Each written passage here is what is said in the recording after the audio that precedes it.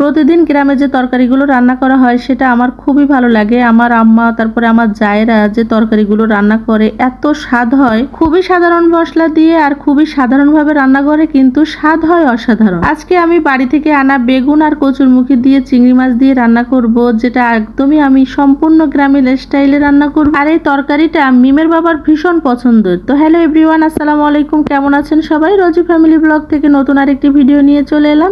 ভিডিওটি শেষ পর্যন্ত দেখার অনুরোধ রইল। ভিডিওটি দেখার আগে অবশ্যই একটি লাইক দিয়ে ভিডিওটি দেখা শুরু করবেন। এটা সাতক্ষীরা থেকে আনা বেগুন আর কি, আর এই হলো কচুরমুখী। তো আমি কেটে কুটে নিয়েছি, আর এর সাথে তো চিংড়ি মাছ যাবে বলার কোনো অপেক্ষা থাকে না। চিংড়ি মাছটা দিলে এই কচুরমুখী আর বেগুন যে এত স্বাদ লাগে, অন্য মাছ দিয়ে রান্না করলে কিন্তু আর ভালো লাগে, তবে চিংড়ি মাছের মতো স্বাদ হয় না। এই জন্য চিংড়ি মাছ দিয়ে আমি বেশিরভাগ ক্ষেত্রে কচুরমুখী বেগুন রান্না করি।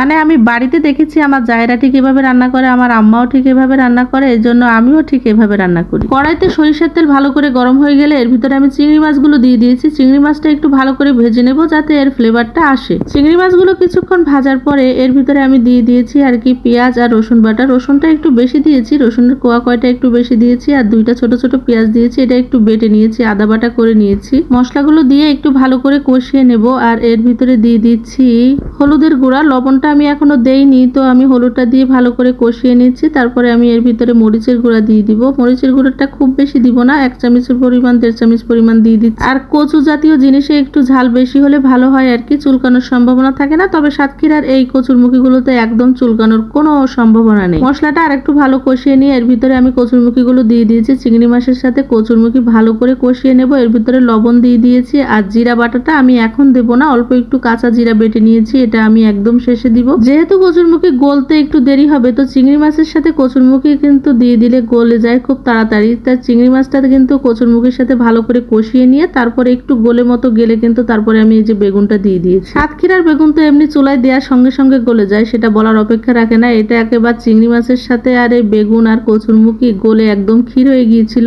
যখন আপনার মনে হবে কোনো জিনিস গলার সম্ভাবনা নেই, তখন কয়টা চিংড়ি মাছ দিয়ে দেবেন, দেখবেন যে অনায়াসেই মানে সেই তরকারিটা গলে গিয়েছে। এই যে ভালো করে কষানো হয়ে গেলে আমি এর ভিতরে নিচে লেগে যাচ্ছিল, এদিকে বেগুন আর কচুরমুখীটাও কিন্তু একদম সিদ্ধ হয়ে গিয়েছে, এই জন্য নিচে লেগে যাচ্ছিল। তো এতে আমি উতরানো পানি দিয়ে দিব। এবার যখনই আমি রান্না করি আমি সবসময়ের জন্য এক চুলায় পানি গরম থাকে, উতরানো পানি দিয়ে থাকি, আর এক চুলায় রান্না করি। আমি সবসময় উতরানো পানি দিয়ে তরকারি রান্না করি, কারণ উতরানো পানি দিলে তরকারির স্বাদটা একদম ঠিকঠাক থাকে। ঠান্ডা পানি দিলে কিন্তু সেটা হয় না। দেখতেই পাচ্ছেন উতরানো পানি দিয়েছি, আর একদম একটু বেশি করে দিয়েছি। যেহেতু কচুরমুখী আছে, এটা কিন্তু এমনিতে আঠালো আঠালো ভাব হয়ে যায়, এই জন্য আমি একটু পানি বেশি দিয়েছি। আর এর ভিতরে কিন্তু আমি অলরেডি কষানোর সময় নাগামরিচ দিয়ে দিয়েছিলাম, মানে বোম্বাই মরিচ দিয়েছিলাম। এখন আমি জিরা বাটা দিয়ে দিচ্ছি, এটা প্রায় হওয়ার শেষ পর্যায়ে।